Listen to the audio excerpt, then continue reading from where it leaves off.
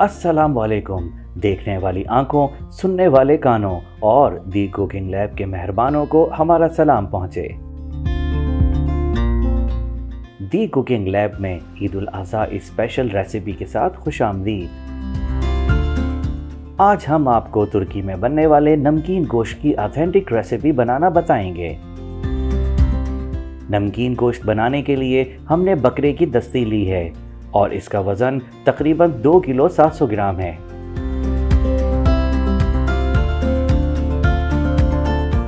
अगर आपने अब तक हमारे चैनल को सब्सक्राइब नहीं किया तो इसे ज़रूर सब्सक्राइब करें और बेल आइकन पर क्लिक करें ताकि हमारी हर आने वाली मज़ेदार रेसिपी बर वक्त आप तक पहुंच सके।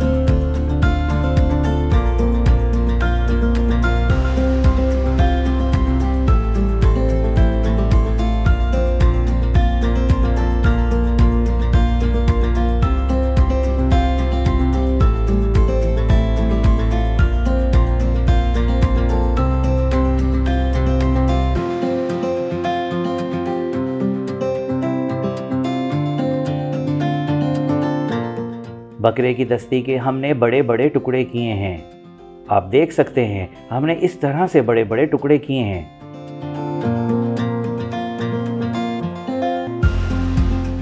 इस पर लगे हुए फैट की लेयर को भी हमने हटाया नहीं है। तुर्की में जो नमकीन गोश्त तैयार किया जाता है इसके भी बड़े बड़े टुकड़े ही किए जाते हैं।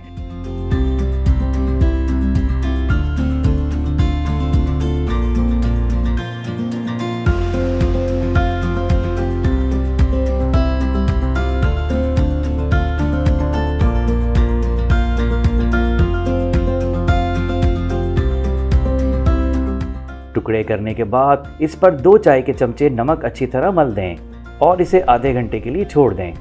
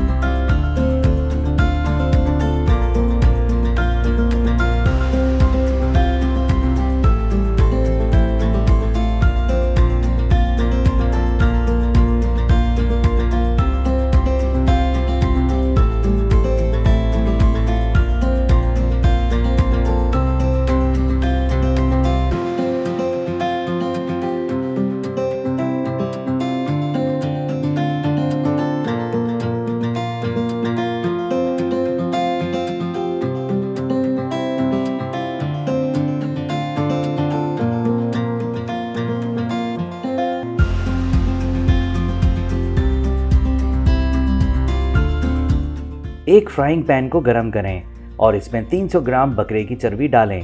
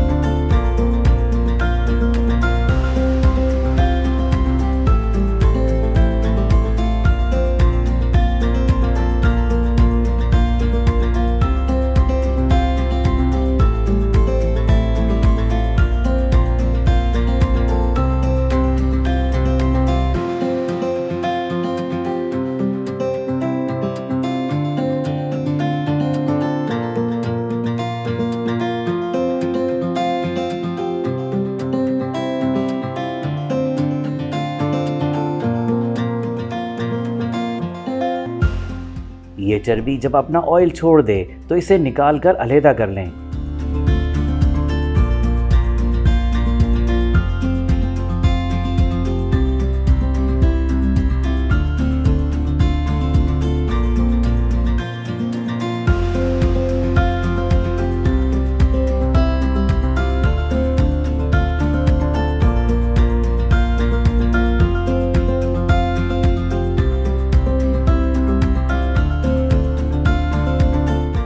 اس آئل میں گوشت کے ٹکڑوں کو گولڈن ہونے تک فرائی کریں۔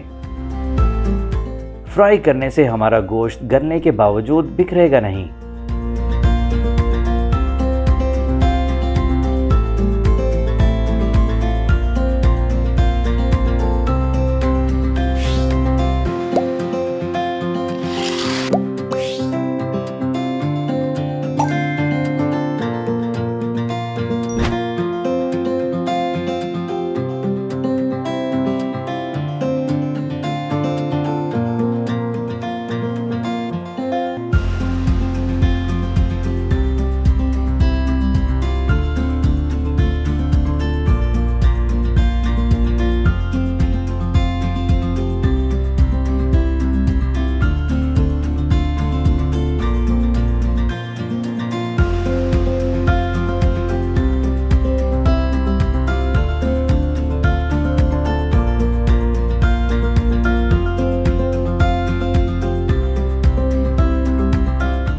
اب اس فرائنگ پین میں 3 گلاس پانی شامل کریں اور ابلنے تک پکائیں۔ اس طرح گوشت کا تمام فلیور اس پانی میں شامل ہو جائے گا۔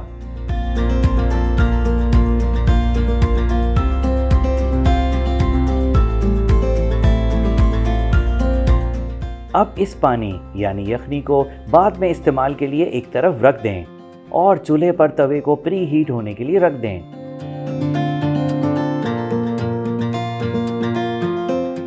ایک بڑے برتن میں گوشت کے تمام ٹکڑے ڈالیں اور اسے پہلے سے گرم توے پر رکھ دیں۔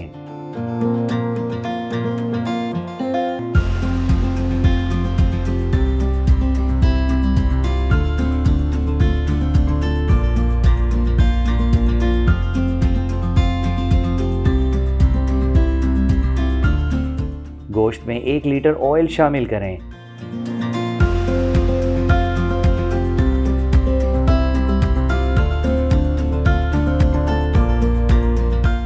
اب یخنی والا پانی اور 1 چائے کا چمچہ نمک شامل کریں۔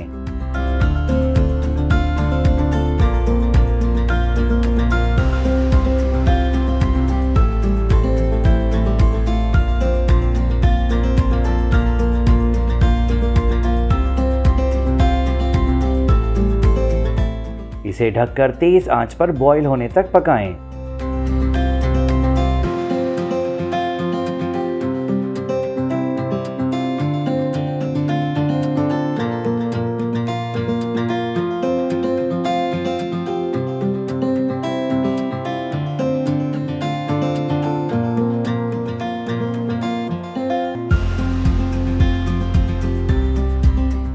جب بوائل ہو جائے تو چولہا دھیما کر دیں اور 3 سے 4 گھنٹے تک پکائیں۔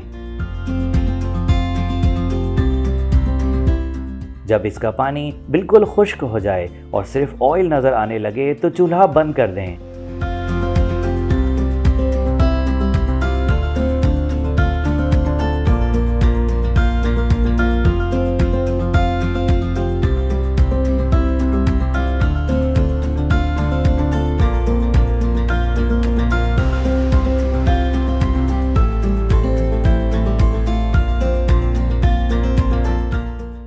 یہ آئل آپ بعد میں بھی استعمال کر سکتے ہیں۔ اس ایکسٹرا آئل کو آپ محفوظ کر لیں۔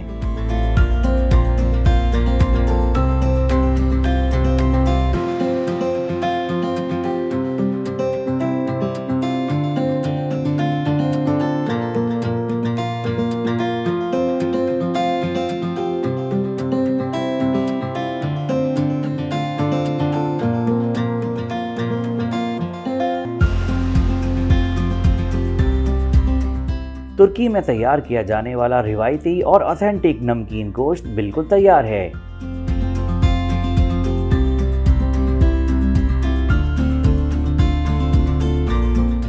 یہ انتہائی مزیدار اور ذائقے دار ہے۔ اس عید پر اس ریسیپی کو ضرور بنائیں اور اپنے مہمانوں سے تعریف پائیں۔